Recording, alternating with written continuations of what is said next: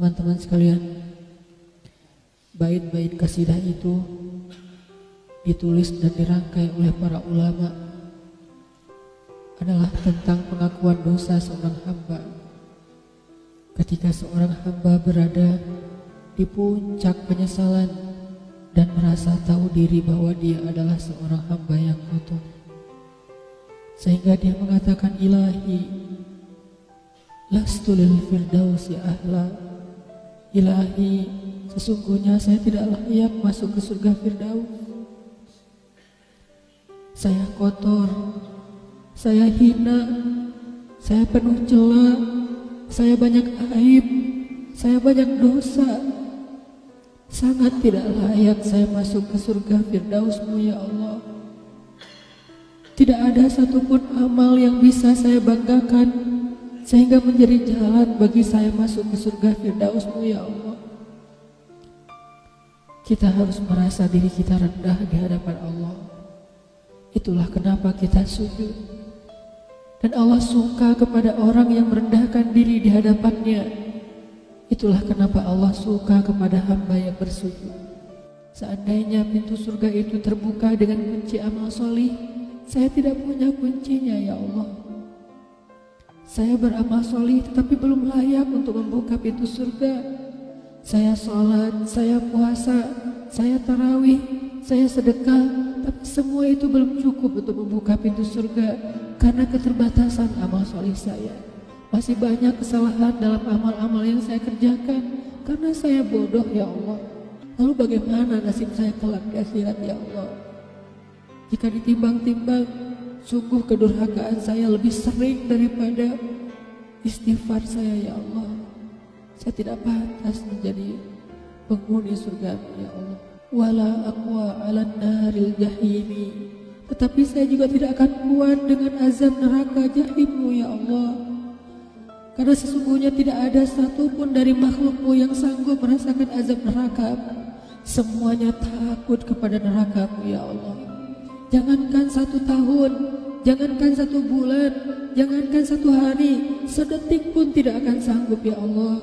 Karena saya mendengar sesungguhnya Rasulullah SAW bersabda, azab yang paling ringan bagi penduduk neraka adalah dipakaikan baginya sendal terompah dari api yang membakar kakinya sampai mendidihkan kepalanya. Itulah azab yang paling ringan di neraka untuk orang yang paling ringan berbuat dosa. Bagaimana dengan saya ya Allah? Dosa saya banyak. Saya pernah durhaka kepada ibu bapak saya. Itu saja sudah cukup bagi saya mendapatkan azab yang lebih besar di neraka, dan saya tidak sanggup ya Allah. Saya pernah durhaka kepada ibu saya. Saya marahi ibu saya karena satu kesalahan. Padahal saya lebih sering berbuat salah dibandingkan ibu saya. Tapi ibu memaafkan saya. Ketika di waktu kecil saya memecahkan barang-barang ibu saya memungut barang-barang itu sambil tersenyum, membelai kepala saya, mengatakan nasihat-nasihat yang baik. Sama sekali ibu saya tidak marah kepada saya saat itu. Tapi ketika telah dewasa, tidak sengaja ibu saya yang sudah tua renta kadang memecahkan barang saya, merugikan sedikit saja dari harta saya marah seperti setan ya Allah. Saya bentak ibu saya ya Allah, bahkan kadang membuat ibu saya terluka, kaget, takut. Pantaskah seorang ibu merasa takut terhadap anak yang dia kandung 9 bulan, yang dia lahirkan dengan taruhan nyawa,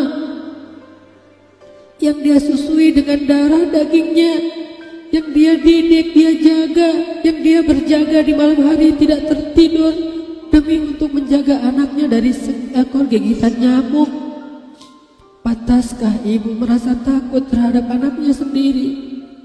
Cukup 1 dosa besar saja durhaka kepada ibu membuat saya pantas masuk api neraka. Belum lagi dosa saya kepada ayah.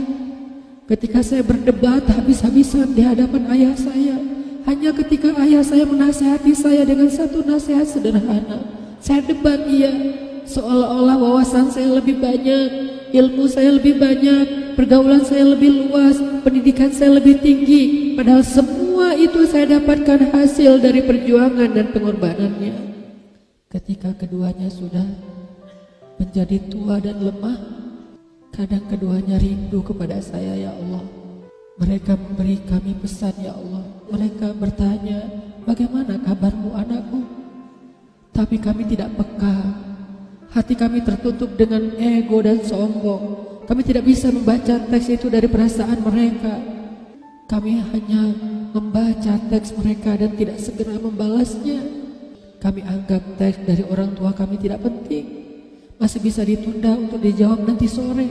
Padahal mereka sedang kangen, sedang rindu kepada kami, ya Allah.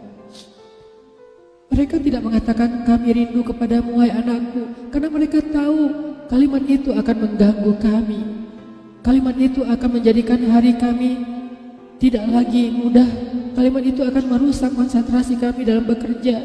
Kalimat itu akan menghalangi banyak urusan kami, sehingga mereka menahan diri. Mereka hanya bertanya, apa kabar kami? Lalu kapan kami berbakti kepada mereka, ya Allah? Sampai seusia ini kami masih merepotkan mereka, ya Allah. Kapan kami akan berbakti kepada mereka? Rasanya kami lupa. Entah kapan kami pernah memijat kaki mereka setelah mereka seharian bekerja. Entah kapan kami pernah memberikan minuman hangat untuk mereka. Kami durhaka kepada orang tua kami, ya Allah. Bahkan setelah mereka wafat, kami lupa mendoakan mereka di dalam salat kami. Harusnya kami disiksa di api neraka, tetapi kami tidak kuat, ya Allah. Belum lagi kedurhakaan kami yang lain, dosa-dosa besar kami yang lain. Kami pernah bermaksiat kepadamu diam-diam, ya Allah. Kami pernah berbuat dosa diam-diam, dan padahal kami tahu itu dosa besar. Tapi kami tidak peduli. Kami tidak takut kepadamu, seolah-olah ancamanmu itu hanyalah mitos, seolah-olah ancamanmu itu hanyalah fiktif, seolah-olah apa yang kau firmankan di dalam Al-Quran itu tidak benar-benar ada. Kami sombong, menantangmu dengan berbuat dosa. Banyak dosa yang kami tidak bisa menyebutkan satu persatu, ya Allah. Keluh lidah kami untuk menyebutkan dosa-dosa kami, ya Allah. Malu untuk menyebutkan dosa-dosa kami, ya Allah. Tidak ada yang bisa kami harapkan darimu selain Engkau terima taubat kami, ya Allah. Fahabli taubatan, beri kami taubat yang nasuha, ya Allah. Terima taubat kami, ya Allah. Kami belum berani meminta surgamu, kami juga tidak akan kuat dengan nerakamu. Kami meminta, terimalah taubat kami, penyesalan kami, janji kami untuk kembali kepadamu, memperbaiki diri. Teman-teman sekalian, mari kita baca bait itu dengan penyesalan. Kita baca bait itu seolah-olah kita sedang curhat kepada Allah Subhanahu wa Ta'ala. Ilahi